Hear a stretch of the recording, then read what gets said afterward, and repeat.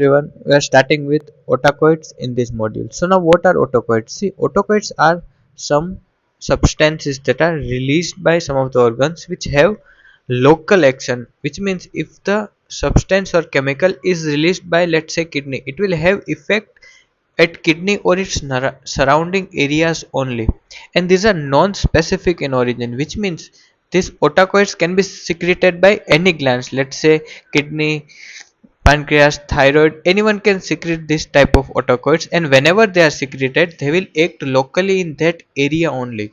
But in contrast, hormones, let's say hormones, the insulin is only secreted by this pancreas, right? Other glands can't secrete it, and insulin has systemic effect, which means it acts on the entire body and it does not only act locally here. So we have hormones which are specific in origin, only beta cells can secrete the insulin of, right, and they have systemic action in the entire body, while autocoids are non-specific on origin and they just have nearby or local action. So now what are different autocoids?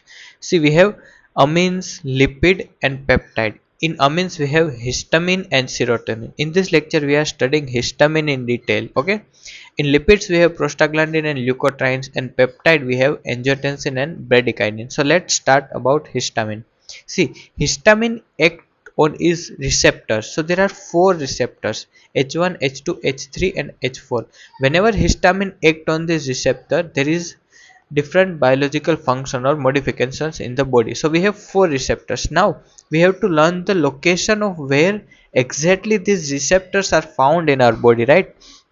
So let's create an image in our mind. See, starting from top, we have in CNS and bronchus, what we have H1 receptor. If we come a bit down inside the stomach, we have H2 receptors.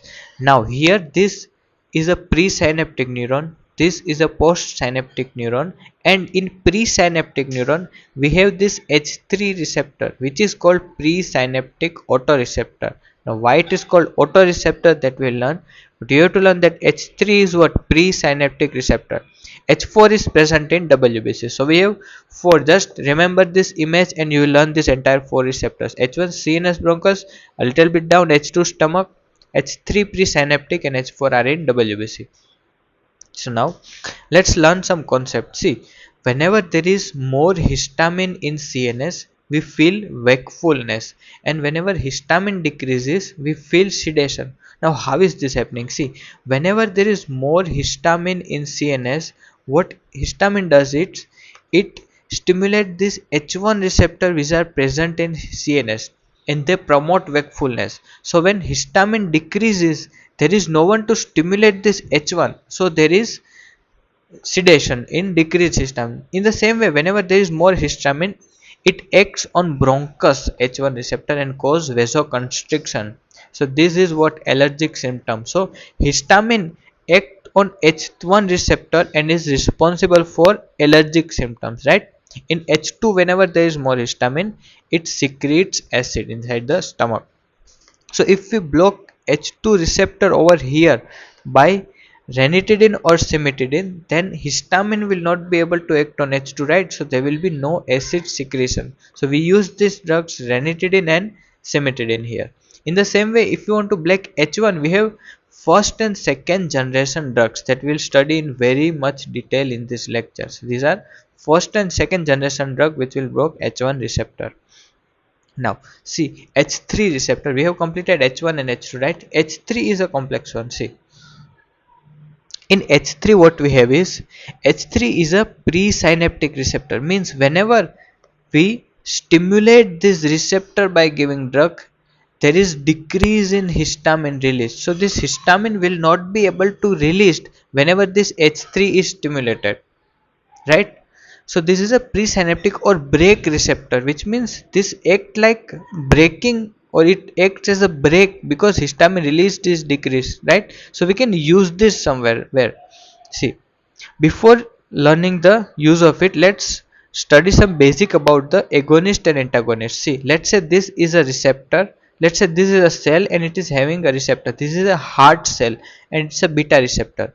So when these drugs act on this beta receptor, if the drug is fully agonist, then If let's say my patient heartbeat is 80, then this drug will act on this receptor and increase its heart rate to 100. If it's a partial agonist, then it will increase the heart rate to say 90 or 85, but not 100.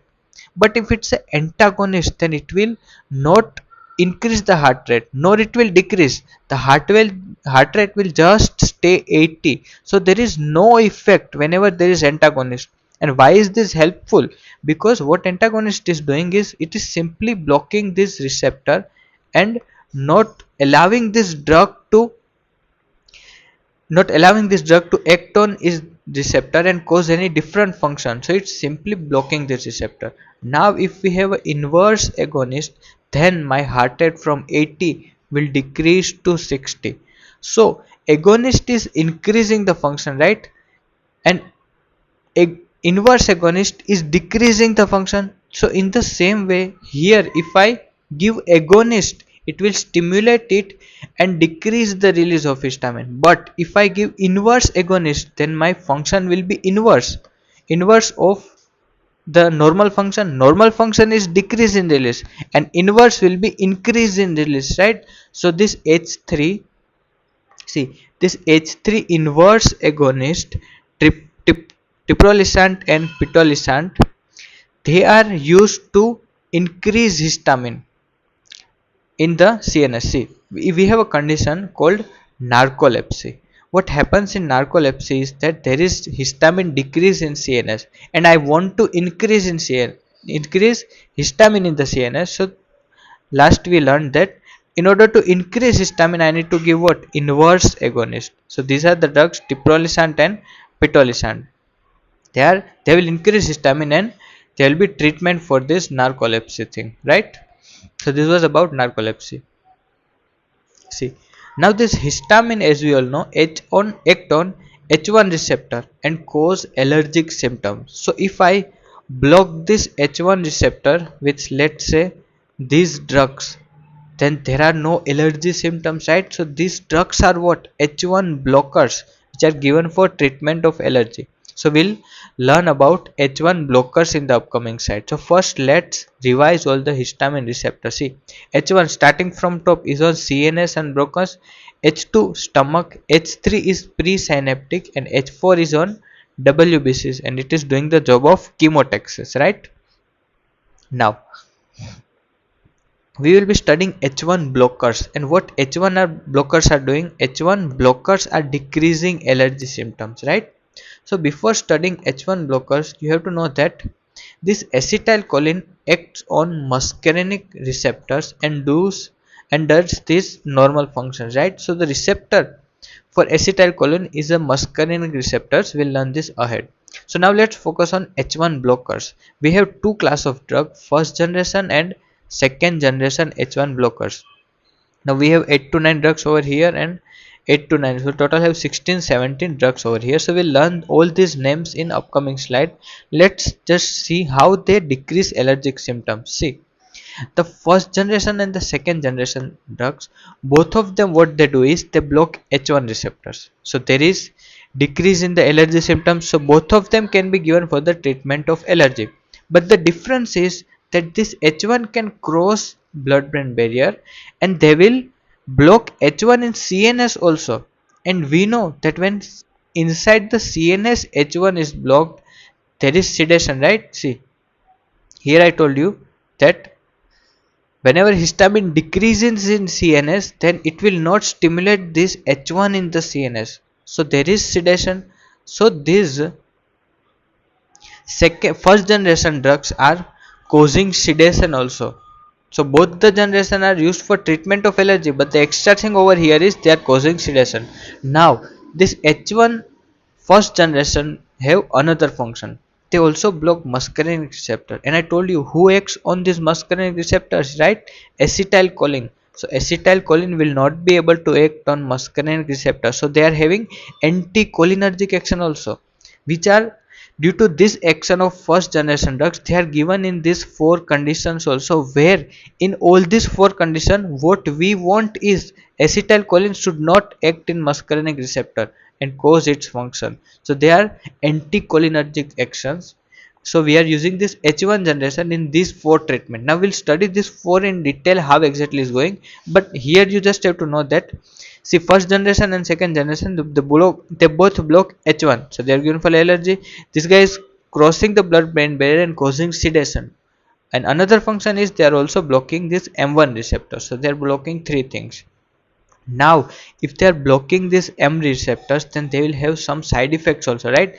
They will have some useful action and some side effects also, because the normal activities are when acetylcholine binds here, but it is stopped now, so the normal activities are going to go wrong. So we have side effect like dry mouth, dry eyes, blood vision, constipation, urinary retention, right? Because this all these thing you learn in ANS chapter, that when acetylcholine acts on this muscarinic receptor, it is responsible for increased secretion. So now all the secretions are what, decreased, right?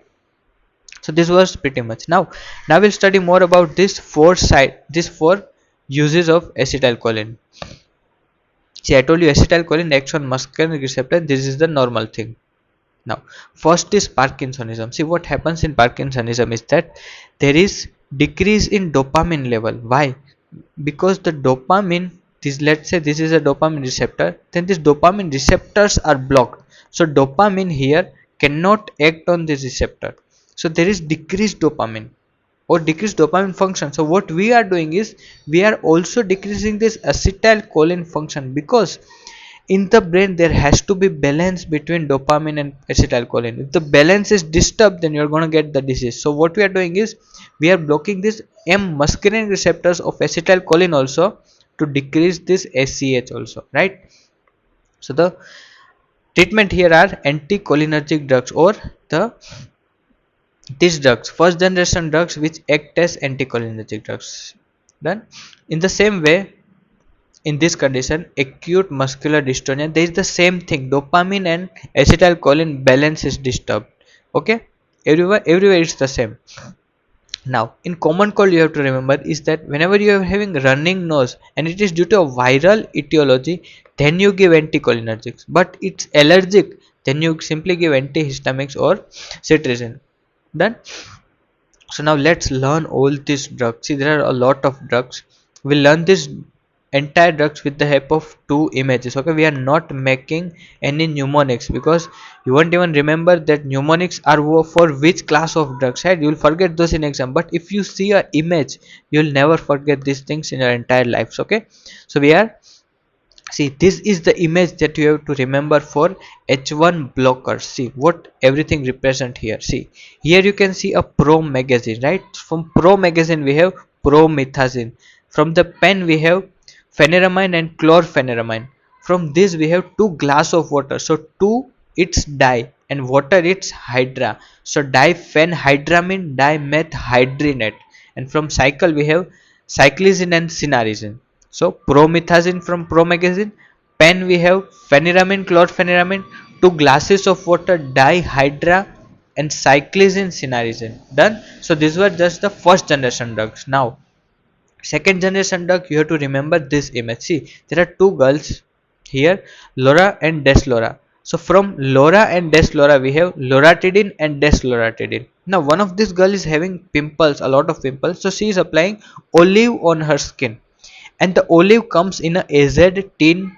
AZ tin, this is the company AZ, and this is a tin which is having the oil. So we have AZ, we have azlistin and olapatadine from olive. And now these 2 drugs are used for topical in allergic conjunctivitis and allergic rhinitis. See, this is allergic rhinitis and this is allergic conjunctivitis. So here topical drugs used are this. And how you will remember, because she is applying this on her skin. So these are what topical drugs, what olapatadine and azlistin. Now behind them is the beautiful city. So from this city you will have cetirizine or levocetirizine. Done. And these guys are owning a team of fox, and the fox is wearing what, turf. You know, the season cricket we play on this turf mat, right? So the turf is, from turf we have terfenadine, from fox we have fixofenadine, and from team we have estimazole. So these drugs are done. So both girls name, the city behind them, the applying thing on her skin, and the team of Fox. So we are done with both second generation and first generation antihistaminic drugs names. So pretty clear.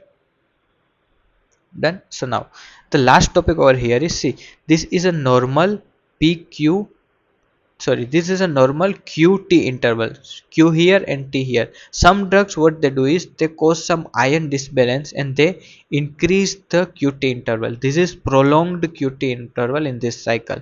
So those drugs are, see, these are cat drugs, cat drugs, which increase the QT interval, or there is a QT prolongation. Why? Because they block potassium channel. So if the ion disbalance is there, then well, the peak is changed, right? So we have estimazole and terfenadine from our drugs, and we have cisapride. So estimazole and terfenadine and cisapride, they are QT, they do QT prolongation, so they are not kind of used mostly. So now what happens is, this terfenadine is metabolized in fixofenadine, which does not do QT prolongation, so we use this drug more often, right? So as I told you, we have done first generation and second generation. So now what are third generation? See, there are a lot of drugs which metabolize in other substances, or there are a lot of drugs which have some isomer. So either isomer or metabolize of this second generation drug is called what? Third generation drug, right? Like in terfenadine we have fixofenadine, we learned it over here. The terfenadine is dangerous, but fixofenadine is not dangerous. From loratadine we have desloratadine, and cetirizine we have levocetirizine. So done. So that's all for today, guys. These lectures are made specially for NEET PG examination. It is having entire complete pharmacology relevant for your NEET PG examination. Okay, so these are made specially for NEET PG. You guys can watch this lecture for your university exams also. Mostly the topics are covered, but if you are watching these lectures, it will really help you guys in your NEET PG examination. So you will be starting your NEET PG examination from second year only. So it will be ultra pro max level when you will reach the final year or internship. Done. So thank you guys.